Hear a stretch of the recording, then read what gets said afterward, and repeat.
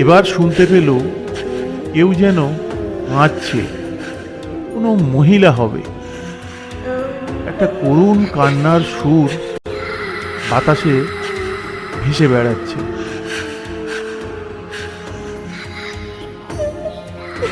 বাতাসের মধ্যে ফিস ফিস করে বলছে, আমাকে মুক্তি দাও, আমাকে মুক্তি দাও।